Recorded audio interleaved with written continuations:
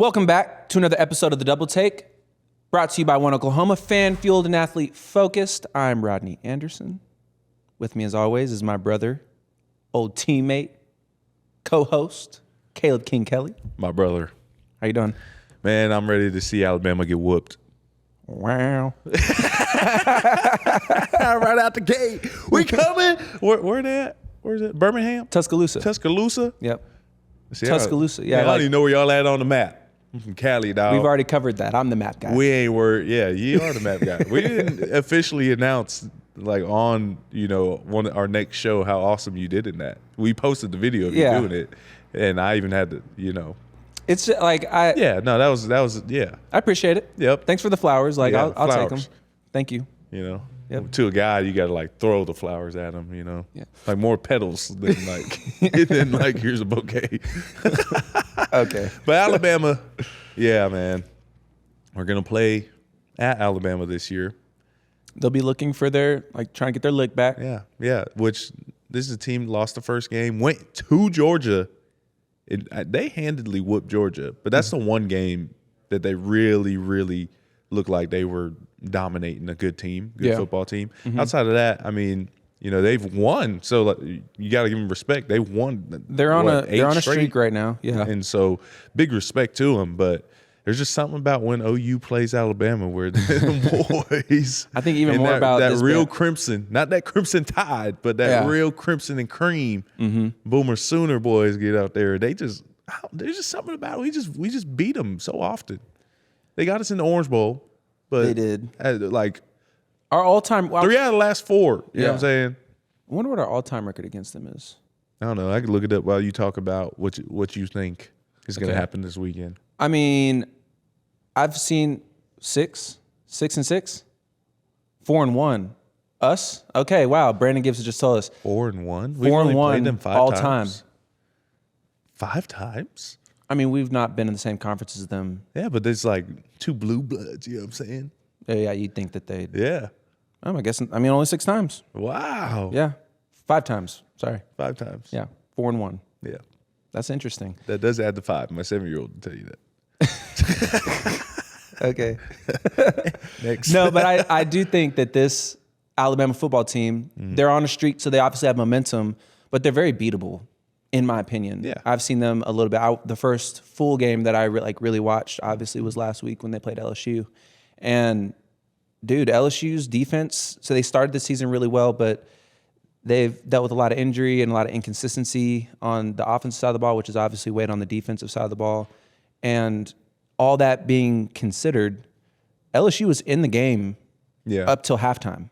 And it didn't look like a fantastic, they weren't just moving the ball at will. Mm-hmm. And then even when Alabama was on defense, LSU was able to move the ball on them pretty well. Yeah. It wasn't the best. Because, the question, is this Nick Saban, Alabama? No. Or is it Kalen DeBoer, Alabama?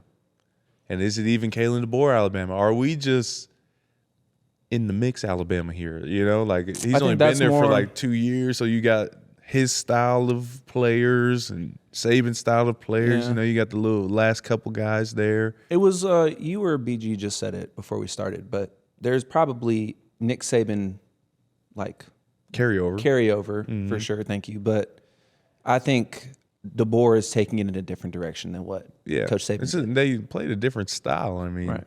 At and Washington, there's nothing wrong with it. Game. Yeah, they might be just as successful, but is it Nick Saban's Bama? I don't think so. And I also think that OU for whatever reason just has Bama's number. Yeah, we've been traditionally pretty good at playing them. I love saying that. I do love that. Yeah, I love saying that. They're talking about it though. Then Kalen DeBoer's putting in front of his team last year's game. And here's the thing: last year we weren't good.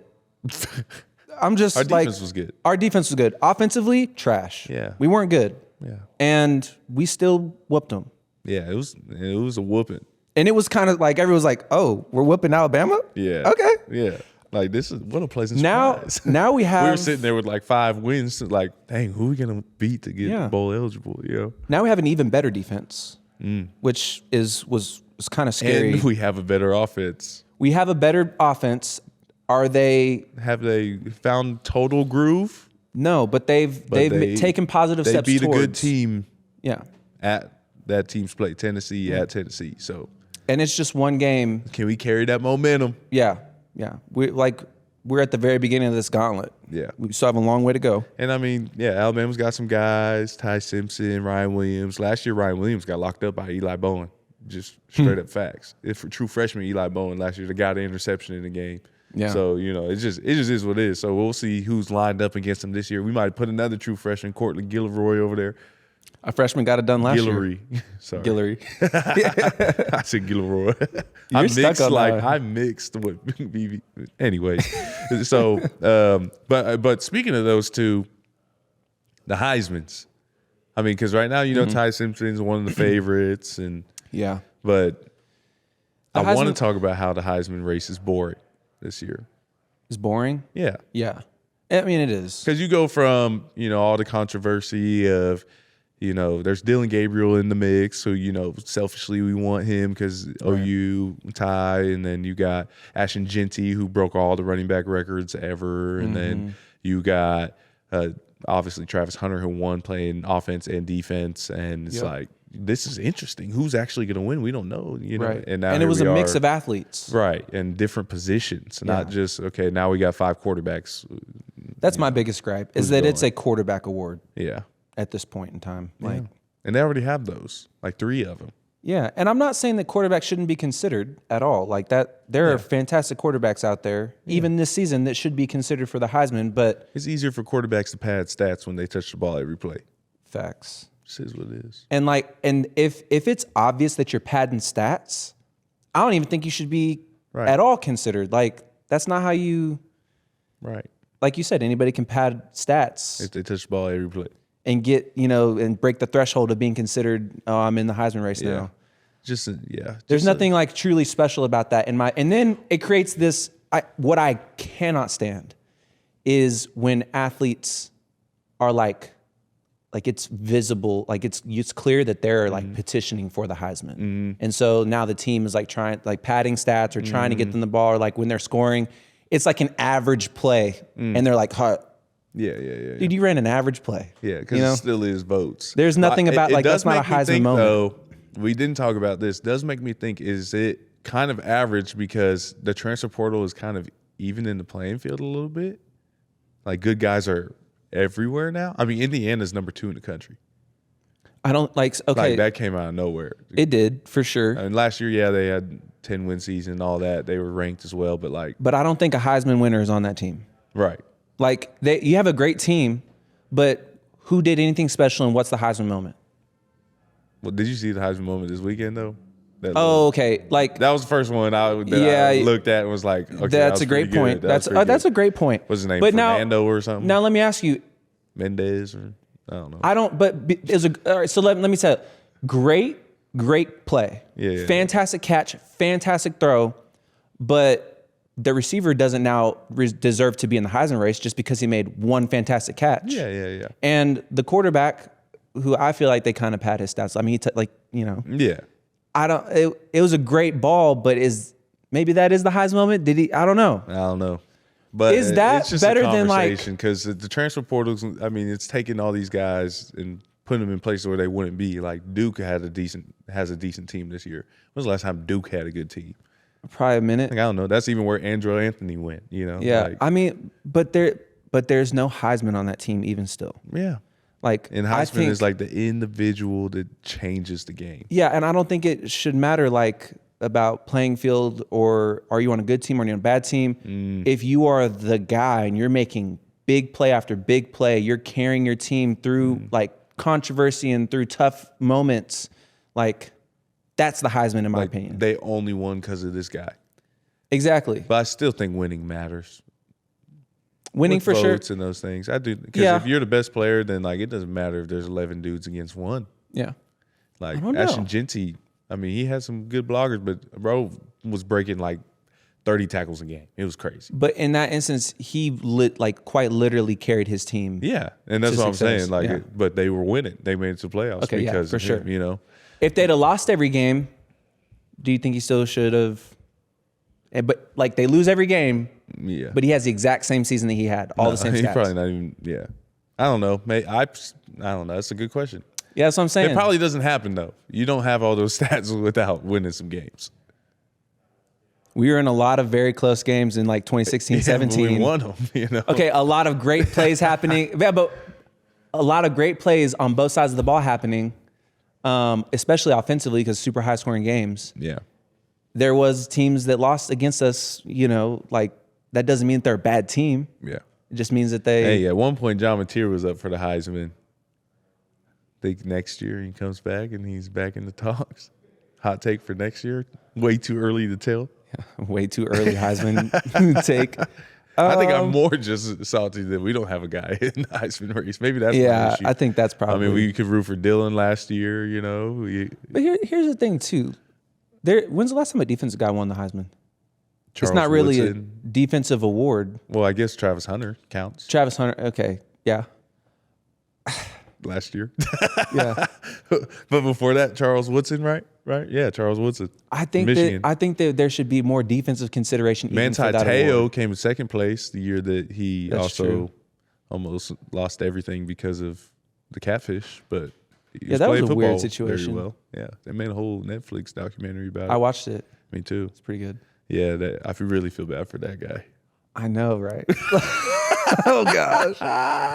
But yeah, man, that's I mean, you know, that's a good little intro to what we're gonna get into today. We got a special guest coming. Yeah, very special guest. A real champion. Yeah, boy, oh my goodness. This dude knows how to win. Yes, yes. So we're gonna hit that quick break, and we'll be right back. That's Rodney Anderson, Caleb King Kelly on the Double Take. Boomer. Thank you to our community cornerstone partners, OU Health, Fowler Auto Group, OG&E, and Coca-Cola. We are brought to you by OU Fan Shop. The best place to gear up for game day is shop.soonersports.com. Riverwind Casino, always a good time. Air Comfort Solutions, your total home solution for plumbing, heating, air conditioning, and electrical. Make the winning call today. Taco Mayo, tap the app and save up to 25% today. Love's Travel Stops, the heart of the highway. Sooner Kids Club. Log on to Soonersports.com/kids for information about joining the Sooner Kids Club presented by OG&E and brought to you in part by Devin Energy. And we're back with another segment on the Double Take. I'm Rodney Anderson. With me, as always, Caleb King Kelly, yes, and a super special guest with us today. Oh, man. Coach JT Gasso. Yeah. Ooh, and he's Cali certified, you know. Yeah, y'all were talking about that a little bit. You know, we were asking him, you know, technically. Yeah. You said you were the only Gassos that came out of we are the only Gassos on both sides of my family that are outside of California. My wife's from Garden Grove. Yeah.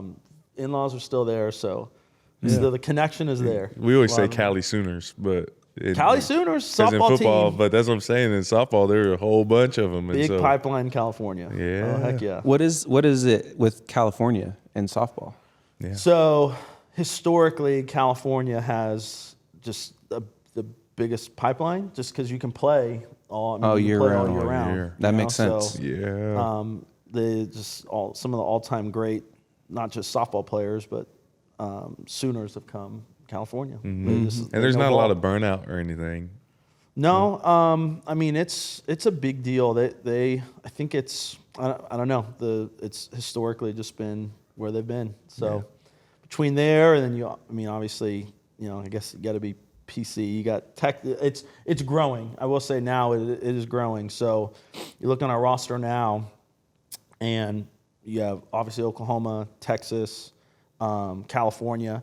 But now you see like Michigan, Washington, Indiana, like it's all over now. It's all over. It's kind of surprising those. Or something up I was going to say the indoor. It's got to be indoor facilities. Yeah. Well, and Cindy Berzon's from Buffalo, New York. So yeah, we're all over the place. It's already snowing this time of year over there. Yeah, it's probably might have already snowed a couple times. Right. Yeah.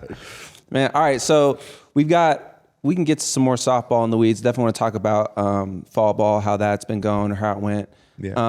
But we came off of a bye week, football wise. Better this bye week than the last one. For sure. I think we were already kind of in a good spot with injuries and whatnot. So I think we're a relatively healthy team going into Bama week.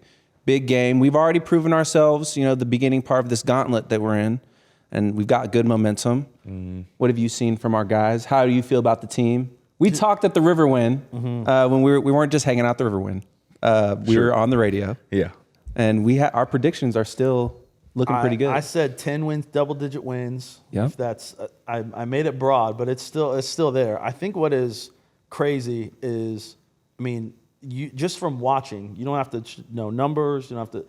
I really believe best defense in the country. They are knocking heads off, getting the ball, scoring. Not just to like a scoring defense is. You know how? You guys know how insane it is that we keep putting points up on the defensive side of the ball with really good off. It's not like we're playing scrubs. It has just been insane how well the defense has done, and then just the offense having good identity, moving the ball, scoring points, and it's right. It is right there. This is exciting. That's a good take right there. It is a great take. Yeah, he's paying attention. He's watching things go down. Get a little R. Mason scoop and score in there. And we're expecting him back, aren't we? Man, you can't ask me that stuff here, man. I keep doing that. I like throwing you under the bus with these questions. My bad. Okay. I don't know what Coach V's plan is to tell people or not tell people. John Mateer, we didn't know if he was playing all the way until like Friday before Texas. So. Which he's looking a lot better, way more comfortable. Yeah. The second half of the Tennessee game, I can only imagine that getting a whole week of practice with no pressure of a game is also doing wonders for his confidence and his thumb too. I really just hope that the offense keeps rolling. I think if we do that, Bama is very beatable in my opinion. Oh, yeah. It was funny. I saw John yesterday. I was talking to him, and, it's just regular day, and I saw his little scar or something, and I almost asked him. Actually, I did ask him. I was like, oh, wait, don't answer that. I said, dude, dang, what happened to your hand? And I looked at him. I was like, my bad, bro. Never mind. I forgot. But he looked at me and just laughed. So what's going to be crazy, beating Bama last year, you kind of like took them by surprise. So now they they've had this game circled. So they're going and at their place is going to be. I think it's just going to be. It's going to be a good challenge. Dogfight. Yeah, it's a must-win for us. They've won out since the FSU game. Yeah. So it's not like they're doing bad. They're rolling, but lost. so I was watching the LSU game. Yeah. When they played Alabama last week. Yeah. And the whole first half, I'm like, dude, Bama's inconsistent. Yeah. Their offense is good, but not great. LSU's defense early on in the season was a pretty good defense, and they've had injuries quite a bit, and so they're playing without a lot of their key guys. But even still, not as good without all that potential. Yeah. They were holding them, and great weapons. The couple receivers going off, their quarterback's hot, but beating up that line. And I can just imagine R. Mason, Taylor Wine, Grayson Holden, all those guys. If everybody's, I just don't see Ty having a great time throwing the ball this week. Yeah, no, we got to get pressure. We're leading the nation in sacks per game, sacks in general, especially SEC. We're killing the SEC and all of it. Texas A&M is right behind us, but outside of them, there's a big drop off. And so, our defense just has to be them. You talked about it. They got to take the ball away. They got to score points. They got to help this offense out. But really, it's the physicality of the game. When you go out there and you got Peyton Bowen in the first half knocking some dude out, the whole team feels that. And you got to set the tone, especially at an away game in front of all their fans. You got to quiet the stadium a little bit, make them feel nervous. For sure. Are you guys going? Are you guys going to go to that? I'm not going. I've got a little one at the crib right now. Yeah, no, I'm not going to this one either. Do you get to go to any away games like that? The last away game I went to was Notre Dame. Long time. Remember when we played? Yeah. That was. And the only reason I went because I was at Purdue. I was working at Purdue, and drove over. Down. Yeah. So I haven't. Just the fall gets super busy, so I haven't been able to. But I feel like you guys you gotta go. You know what I mean? When has the stakes been this high? Yeah, I know. On the road. You might know some people. Yeah, next year I might flip it. I went to the first two away games. Next year I might go to the SEC away games. I don't know. I traveled a lot in our exit of the Big 12. But I haven't really traveled much in the SEC. I've also been. This is selfish, but I've been trying to save some of these places to go with my wife. Like I want to sit in the stands with her because she didn't care about football at all, and now she I come home and football's on, and so I'm like, well, if you love it that much, we might need to go see some of these places together. Some cool games. So I just remember when we played Tennessee last year, the electricity in this, it was unlike anything I can remember till probably what we played Ohio State at home. Yeah. And I just remember that being like, holy smokes, this is 2016. nuts. Yeah. And then now, when you watch us on the road, like Tennessee, that was unbelievable. You could feel it through the screen. TV. Yeah. I felt that for sure. I'm like, leading up to the game, I'm always like, man, the best place to watch it is on my couch. Yeah. But then when I'm sitting on my couch and I can feel the energy through the screen, I'm like, yeah, Coach DeMarco Murray was like, there's probably 3 times that I've ever been in a stadium that loud. He was like, when we played in Seattle, like at the 12th man, he was like that Tennessee game and maybe one other OU Texas back when he was playing. He's like, those are the 3 loudest that he's ever been in. I believe him. The loudest stadium I was in was for sure Tennessee. Yeah. In 2015. They got a lot of guys over there. I mean, a lot of fans. Over 100K in that stadium. Yeah. Which is insane. The only other one is Penn State has the most, 117 or something. So they probably get it rocking. But yeah. Penn State in that playoff game last year. Yeah. That was against Oregon. That was, no, at home. The one they hosted. Yeah. Was it was they played Boise? I forget who they played. But it was they had the whiteout. I think it was at night. Yeah. That's nice. Top 3 places if you're an athlete that you want to play. Right. Yeah. Yeah. I really wish I could have got the opportunity to play there. Yeah. But we got a chance to play in some other places. So they got to go handle their business this week. It is what it is. Yeah. I mean, that's the name of the game every single week. Take over your trap, Yeah. It just is what it is. So speaking of filling the stands, I think it's a good transition over to fall ball. Yeah. Because y'all have an unusual amount of attendance during fall ball, which is fantastic. Do other teams complain about that ever? That we're constantly sold out? I know they complain about us playing in OKC, but it hasn't really been a thing. I think what's crazy is the growth of the sport that's happening and being a part of it solely because of OU fans coming to our games. And I know, we played at Bama last year. We lost the series, but you could feel the crowd. The crowd was affecting the game 100%. yeah. And so, they're used to that. They know how to play it. And then when they came here and we had our fans come in and they could feel they were saying fans were great and everything. I think that's adding to the growth of the sport. Not only that, but knowing that our fans are a part of that is a pretty big deal. So what we did this year was we did our Battle Series games on Fridays instead of Wednesdays. And so when you do it in conjunction with the football game, all the fans that are there on a Friday that are coming to the game. So we had 3,000 people to watch us play Oklahoma Christian, which was insane. Yeah. Or 25. It felt like 3,000, but then now we're at the end. We started playing them on Thursdays just because of scheduling and whatnot, and they were still showing up. Was really cool. So you awesome. can't replicate that with the younger ones because what's crazy about the freshmen and newcomers is you could be the best high school player in the country and you're playing against the top high school players in the country, but you might have 50 people and they're all friends and family at your game. So just 200, 300 people to them feels like 100,000. So when you put 3,000 to 2,500 in front of them, they get that experience. And I always tell them your first fall game with this many people, I don't say anything because they're the feels. You guys know how it is. Opening day, your first game, your feet. You just forget all your scouting reports, and there's nothing that you can say to them. Especially, but to get that experience in the fall is big time for us too. So, And do you it helps remember with your momentum. first play My first play? as a Division One? Against in the game? ULM. I could tell you, it was at home against ULM freshman year. I don't remember my first. Yeah, Like, I play. got chopped first play. Yeah, I was running down welcome on to college kickoff. football, brother. And no, it was kickoff return. Oh, that's worse. Running out the tunnel is the last thing I remember. And then I did a You're a kickoff nervous return. guy? I was nervous, dude. Really? Kickoff return happened.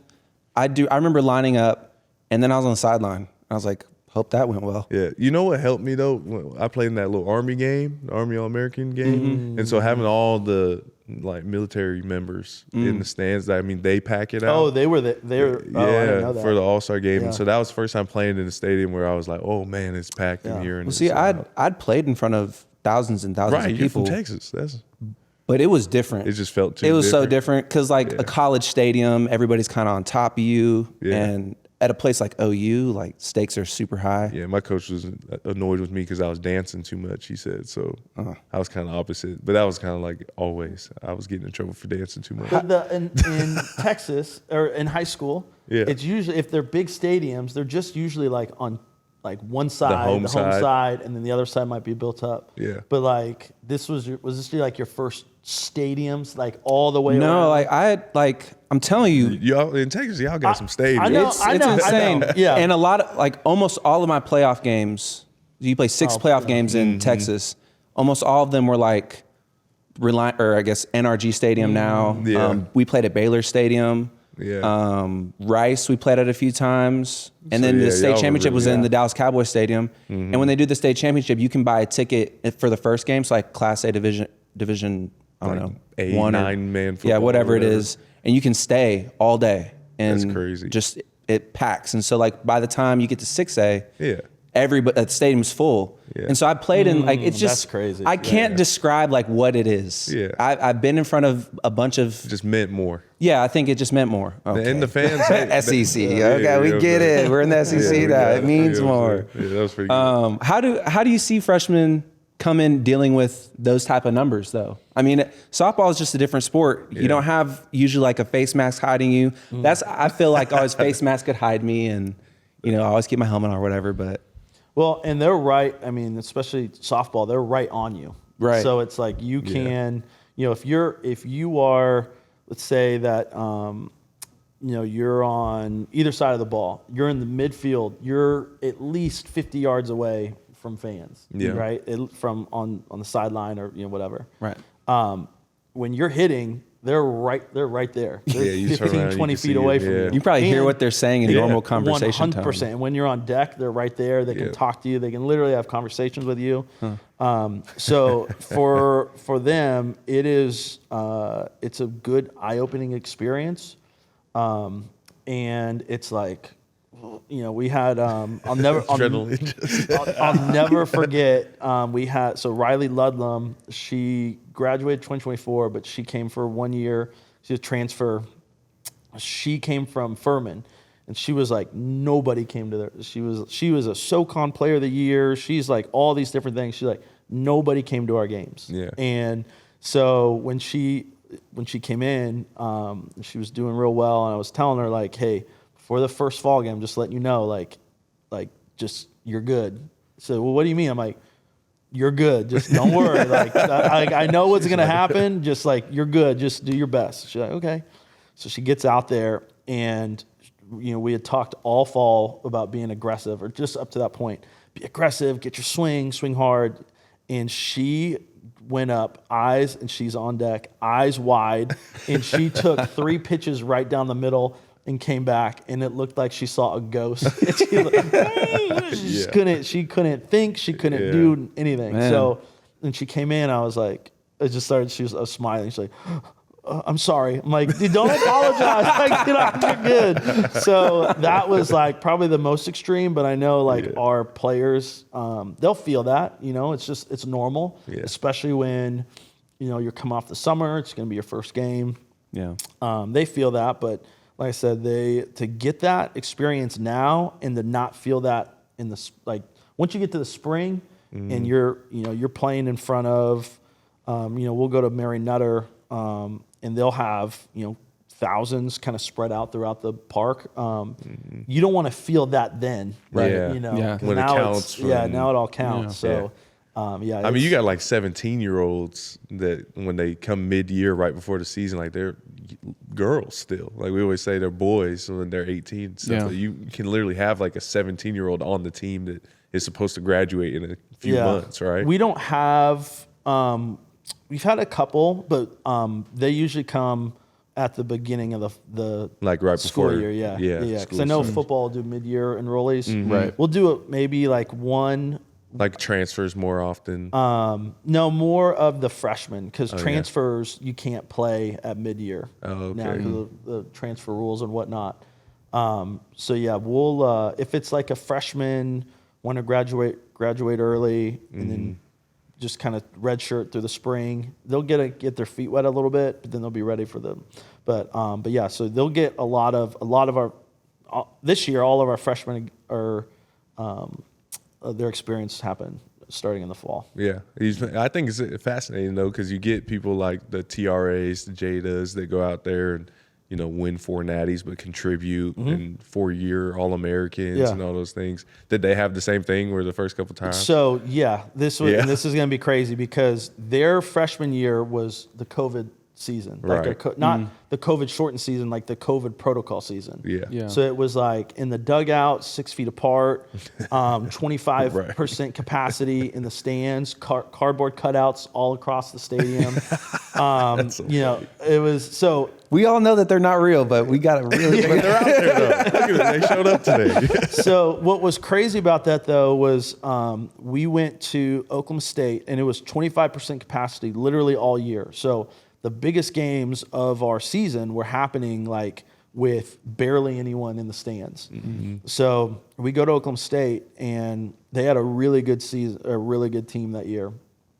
And we go to their place and an hour and a half before first pitch, they announced that full attendance. COVID's over. Oh, that's crazy. COVID's That's over. wild. So They went straight to Twitter. Yeah. So you would have thought like that that was their first was at Oklahoma State in the last series of the season, and we ended up losing the first game. And stuff that and Jocelyn Allo, she's been there, done that. But you go the whole year at 25% capacity. She was reacting to the fans and Jada, and they're going after Jada. And these guys have never felt that for the season. Yeah. And it affected us. It literally affected us that first game of the series, but we came back and won the next 2. But it's very real. Yeah. And Yeah. saw it happen. Like that was a crazy, crazy series. How does momentum play? I mean, because in football we're always once the momentum swings, like it just can happen. Yeah. Complementary football, offense, special teams, defense. It's hard to get it and to it's stop like, once it's rolling. And you got to have a big play to stop it, essentially. Oh, And it's a big factor. So the game's so fast that if you we always talk about scoring early. If you can score early, you're going to change the entire momentum of the game because now you're going to affect what the other team's doing offensively. You're going to change how they pitch to you. You're going to change a ton of things. So it's a Big Mo's very real in softball. Big Mo. It happens Big Mo. so fast too. Yeah. So- 'Cause, I mean, because it happens so fast, you score quickly. I'm sure that and you're still up at bat, and the team's like, man, we got to get them off the field. Yeah. So we have the opportunity to get out there and get some hits. I've heard that you're this guru too. With you're the hitting coach, obviously, but we're hearing things. B Gibbs talking about you tell the girl to move her foot up a couple of inches, and next thing you know, they're hitting 5 bombs in a row. So, can you talk about your expertise a little bit and everything that's that got you to that point? I am more of a I don't know. I'm JUCO trained, so that means that I'm not very science smart based. You know what I mean? Yeah. But it's trial by fire. Like we're gonna try a lot of stuff. Yeah. And I think that's the thing that's missing in youth sports. And this would be my youth sport tangent, but No, go ahead. The thing that's We got young ones at the crib, so we need, let us know. So you guys will. What's happening nowadays, and not just softball, but I think across all sports, is they're athletes are born in the lab. So it's not about how well you can play. It's about what's your 40, how fast you are, how strong you are, what's your bat speed, what's your ball exit speed, how hard you throw the ball, how do you do. So it's like you're measuring all these things. Very analytical. Yes. And there's a place for that. But at the end of the day, how well can you play? And that's, I think, our big thing that we try and do is like, how well can you play the game, not just how well can you hit. And now there's, like I said, there's a place for that. But it's like, I think part of what makes sports fun is being creative and doing things that you can do really well. Right. So like in softball, I tell them like, the very first thing I'll tell our hitters is like, it's your swing, you're in the box, they're your at bats. This is not about me. I'm here to support and be like your caddy. You're the one in the box competing. So I think once you start looking at it from like that view, you start to open up a lot of things that people are like, oh yeah, that makes sense on why I would try this and why I would, I move this way, I do things a certain way like this.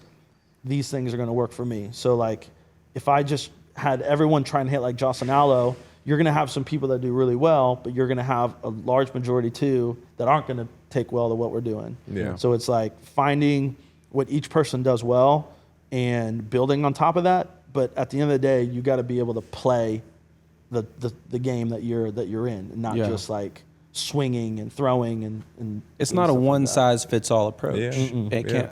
I feel that way. I talk a lot about the running back position being a philosophy, and like you're. Sorry. Yeah. Okay. Sorry. Yeah. Did you find our game tape yet? Our practice tape? Oh, dude, I did start looking for it. Yeah, you better find that. I'm going to go to all the scrimmages. I can like vividly remember the play where you're trying to pass block. I didn't even go for the quarterback. I just hit you and you just. Yeah, you keep. Oh, I didn't even. You guys had some. Yeah, some Oklahoma drills. Huh? Yeah. We did played. They ban Oklahoma drills when you guys were in? I did Oklahoma drill when Coach Stoops was still the coach. Yeah. So me too. We did it in 2016? I was waiting for that. I hated Oklahoma drill. Loved it. I hated it. CTE certified though, you know what I'm saying? Yeah. Dude, I was always coming out of Oklahoma drill with like the most random injuries. See, here's our tangent. See. Yeah. Like, so smashed my finger. Philosophy. Okay, yeah. Yeah. Well, all right, that was me. Yeah,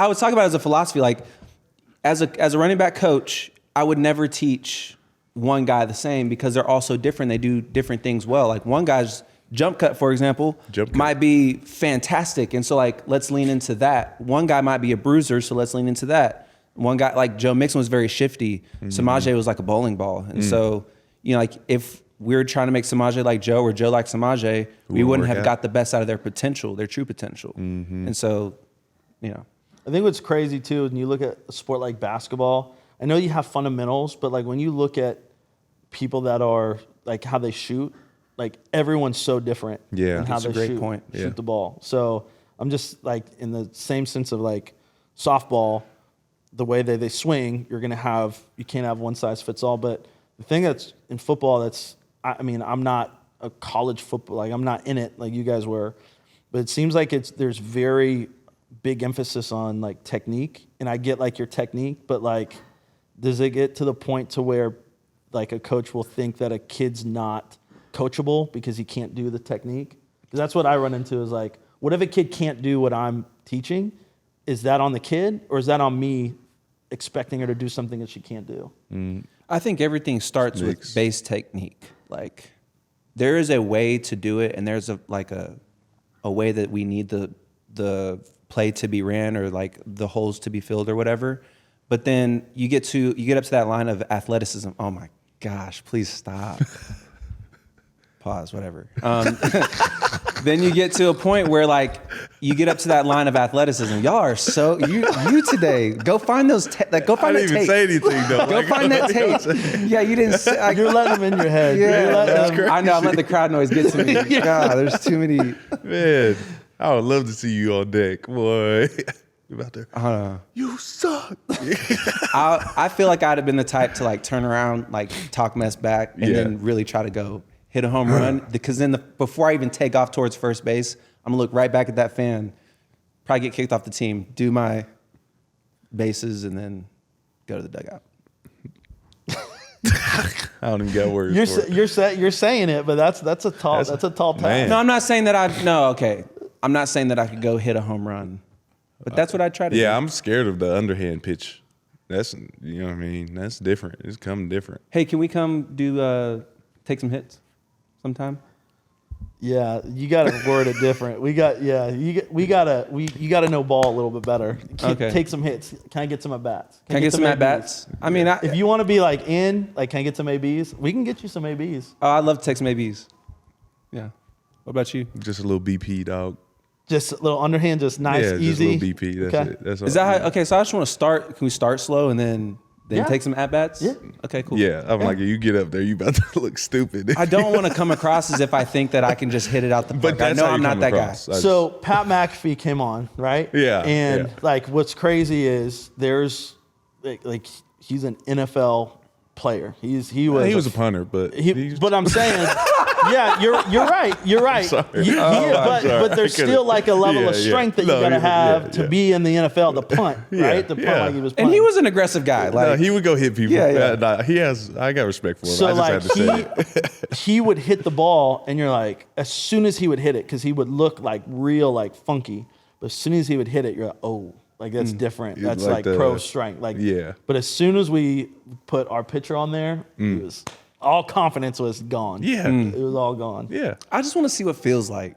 You're gonna put some It's like out. when you can't when not you're put some out. golfing and you like hit that drive finally, and it's like, oh, that was perfect. Yeah. But it's much harder because the ball's spinning, not just sitting there. You know? You know what I'm saying? Like I was telling y'all before we went on, like my baseball career made it all the way to machine pitch. And Yeah. that was it. You could hit some. You could hit some out. I think you could hit some out. I mean, I'll try. We got the batting coach here, so Hey, it's move that right part leg your up fault if we about don't. 5 right? inches. You know, if we can't, then we get to blame you a little bit. That's when I'd be like, you just don't got it. That's when I'll just walk away. Yeah, we're pulling your offer, sir. Like, you're done. I don't know. At a certain point, like Yeah. maybe when you're dealing with an athlete, maybe you figure out that they just actually don't have it. Sometimes you got to send them in the portal. Portal works both ways, is what I say. You know. Do y'all have to have those tough conversations? Like we know for sure, like football's having those conversations. There's too many kids on the yeah. team, like to not have those conversations every year. It's different because you're such a tight knit group. I feel like. Yeah, that's Coach has those convos at the end of the season, and we've had every year people come out, people come in. This year was the first year in a long time that we haven't had any portal position players. Yeah. Because I think what we have here is really, really good. So Yeah, that's really cool. 'Cause, Yeah. I mean, the portal is open, dog. There's so Yeah. many people there. yeah, and it's so different in football and softball because there is there's real opportunity out there, and it's across the board. It's not just so in softball. I think what you're seeing with all the rev share changes and all the new things that are legislative changes and stuff, you're starting to see them try to limit that, and not in a bad. But in softball, we're not football. So I think what you're seeing is before people would get in because they could financially get this and Yeah. that and whatnot. But I think you're starting to see it kind of go down a little bit, maybe. I don't want to say go down, but I know from our perspective, we feel like what we have this year, going into it this year, we're like, yeah, we like what we have. We were right there. We had these new freshmen that come in, and they Yeah. have just been tearing it up. Yeah. It was a super young team last year. Yeah, which is Yeah. exciting because Yeah, to make it that run deep. going. Yeah. I got to talk about the culture though, or ask you about the culture because, that is unique. I mean, all across the board, you see, and y'all are a championship team, proven through and through. But I mean, y'all are also very vocal about your faith, and I mean, you're doing it different than a lot of people, and I think that's what is really cool about it. I mean, we talk about our faith, and Coach Venables is very open about our faith at football. But y'all did it before he was even there, and so can you talk about that for a little bit and just how that impact has been? And Yeah, I changing the know. culture? I mean, I think the one thing is just knowing it's part of us, it's part of the program, but we're not forcing anyone to join the prayer circle after, or it's nothing like that. Yeah.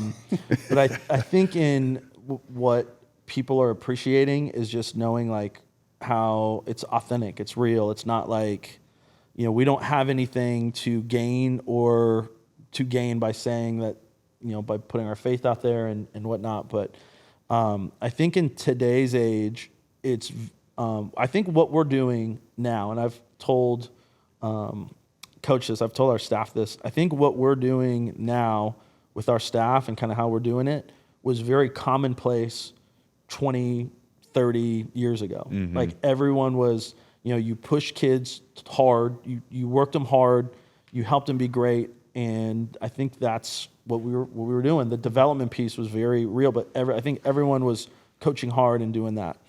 I think in today's age, it's a lot harder to do that because just if it's such an easy exit for people, if you don't like to be coached hard, it's more of like, what can I, what do I get if I come to you, what do I get?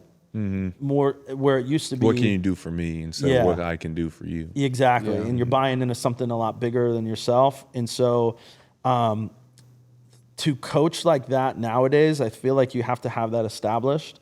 And I think that's why I use Nick Saban.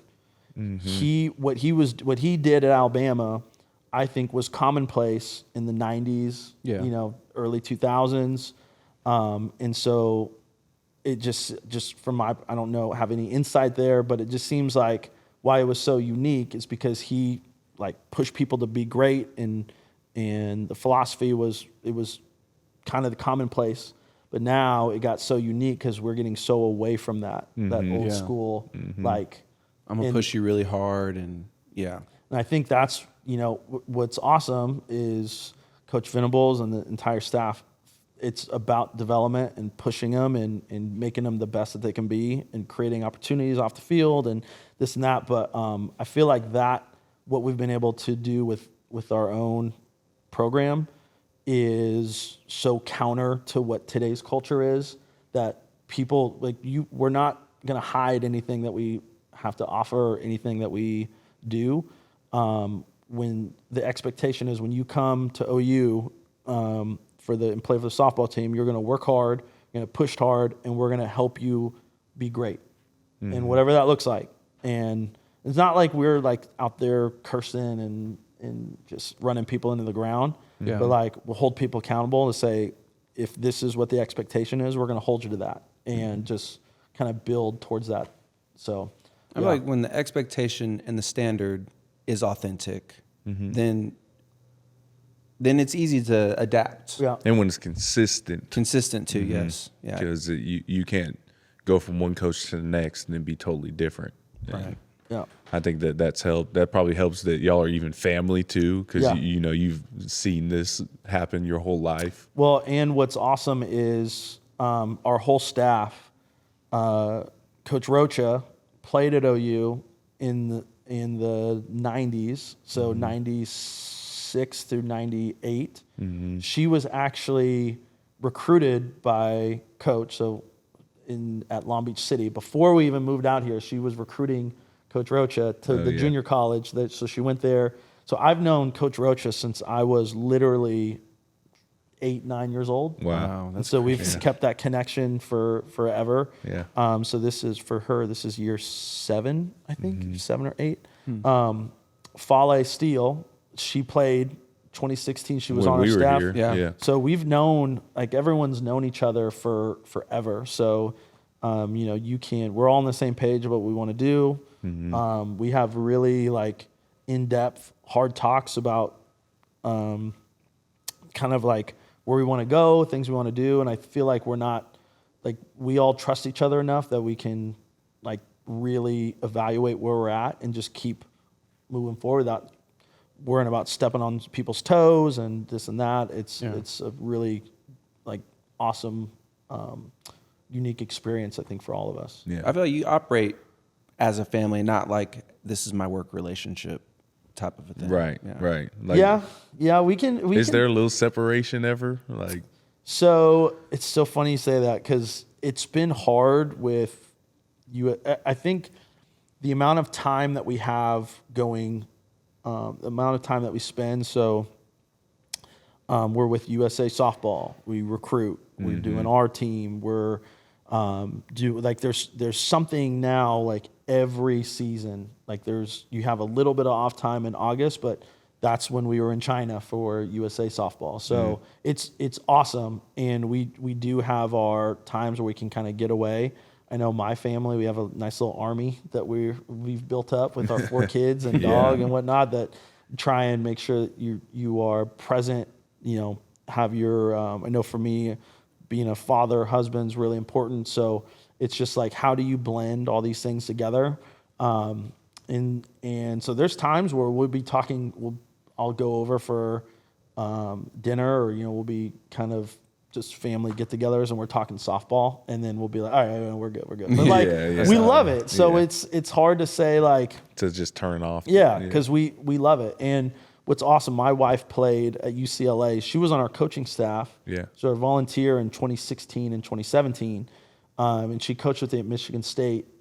So we've been like, she gets it. So she knows ball probably better than anyone I know. So she can watch, and just we can talk about it when we get home. So that's kind of fun, getting our kids involved. So yeah, it's connected, but we don't let it like take us over. Like if we didn't have, let's just say we didn't have a good practice, I don't bring that home to our kids, to our family. I don't bring it to our family stuff and do stuff like that. So it's kind of like the ultimate.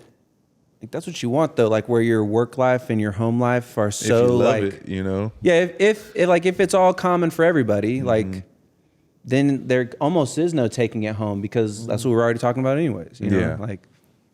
Like you get home, the football game's on. I'm talking about like you get home, the softball games are on. Like it just is what it is. Yeah. It's like you go home and if softball's on, it's not like, oh, honey, again, softball. Right. Like, oh, hey, look, that's a good game.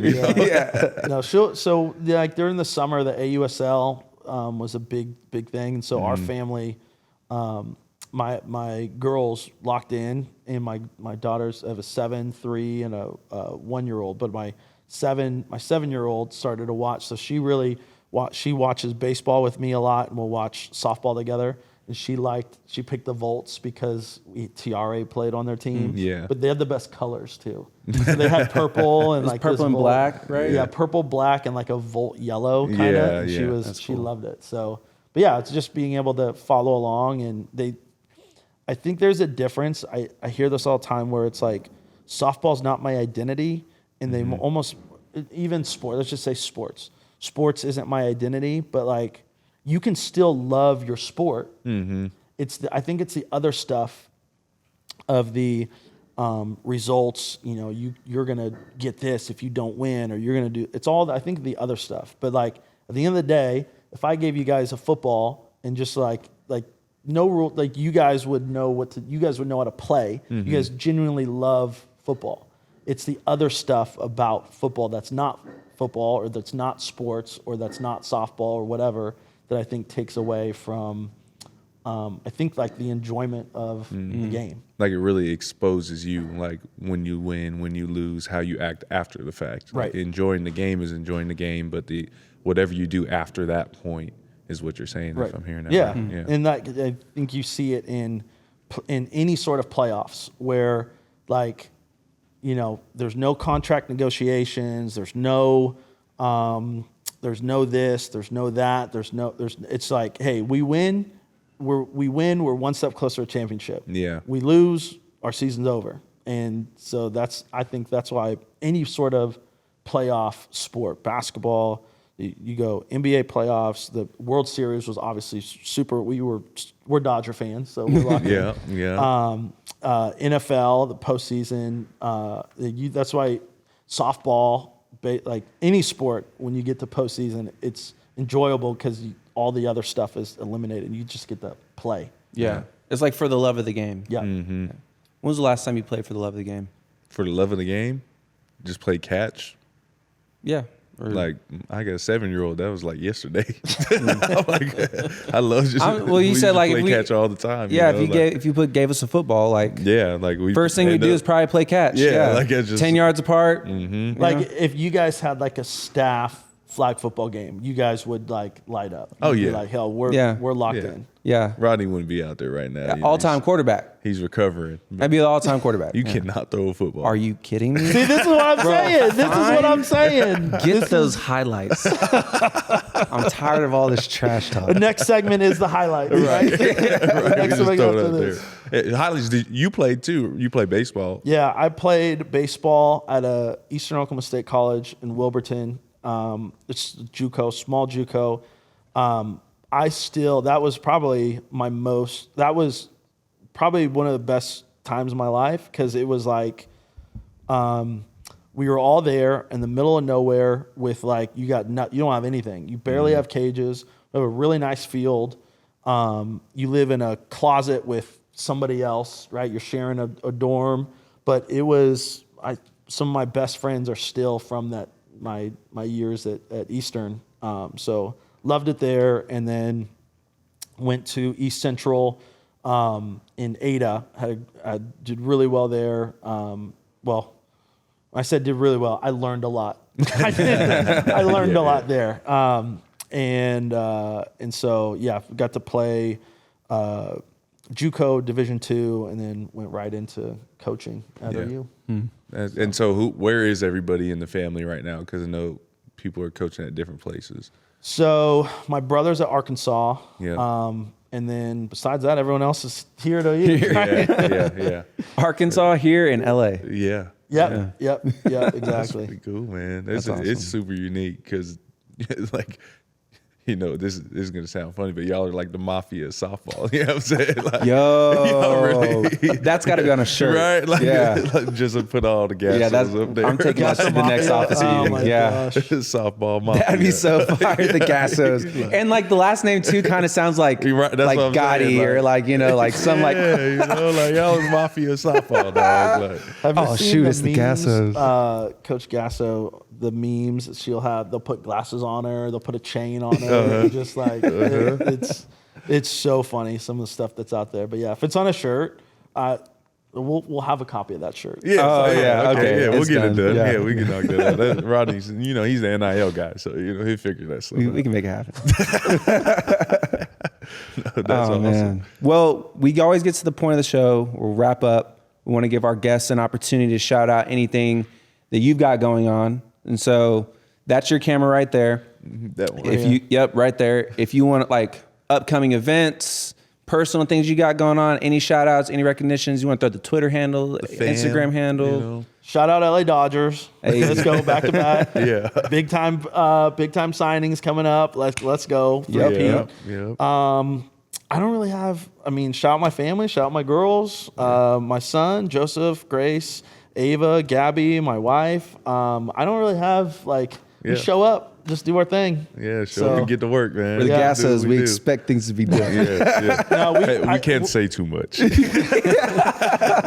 we do have our signing days coming up. That's that's a big thing for us. I'm really excited about the season. The season's going to be a lot of fun. Because I think last year we were a lot of newness, and they were just seeing like, let's just see how good we can be. And you had a lot of people step up. You had a lot of people just do things that weren't expected. Like we were not supposed to be, as much as people are saying like, oh, the 5-peat and this and that. I'm like, this team has done nothing. We've literally accomplished nothing. And to be where we were, win the SEC tournament, and to be like right there, like the Final Four, and be that close. I think what's really exciting is to see the same team come back for another year, but with a different type of hunger. Yeah. They got a little taste of it. Yeah. and I think they're going to come out like we're going to be ready to go. This team's ready this year. Yeah, I'm excited. I've been looking forward to the softball season. I'll give the hot take for softball that they'll get the natty. I'll take that one. Natty's coming? Yeah, I'll take that one. I mean, that's a way softball. safer bet than They just- trying to predict the football national championship. Hey, You took technically, football, you're 0-0 on your hot take predictions. It Yeah, that's hasn't what I'm come saying. out. I mean, We, That's fair. We win the next 7 games, we're national champions. Yeah, that's all we got to do. 7 straight. That's it. Yep. That's it. Yeah. It's been done before. it's It true. has It's been done but before. 7 games. I'm in for that. I'm not disagreeing with you. That's a hot take. Yeah. The momentum has just started Yeah. for football. Yeah. And then it's already started for softball too.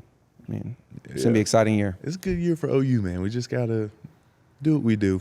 Yeah. Hey, it's a pleasure to have you. Thank This you was for coming awesome. on here, JT. Yeah, thank you, guys. We'll have to get our clips going in the Yeah. batting cages, get some reps over there, Yeah. I just need to Get see some cuts. I need to see your practice film. That's it. You Yeah, got we're me gonna locked find it. in. I We've, do- we've honestly been hyping it up for too long. We need to. We'll need to find get it by the end of the season. I got a few more weeks, at least. It sounds like you had. It sounds like you might have it. You might have just discarded him, or you might have just. No, Yeah. Hey, I'm maybe gonna- I want to do my own sweep through I that kid you to not, the film. Troy Everett and I were looking through it. I was trying to find it, but I was going through the scrimmages and I just didn't see it yet. So I need my own. we're access. working. I'm trying to figure it out because we got 2016, 2017, 2018. It would have for sure been going into 2016 or 17 season for sure. That's what I thought. So we'll figure it out. I'll find it. Cool. Yeah, I'll find it. Don't worry about it. Thank you for No, coming on. Thanks, guys. That's Rodney Anderson, Caleb King Kelly, JT Gasso, Boomer Sooner, Texas Sucks, all that stuff. So Boomer. This is Double Take.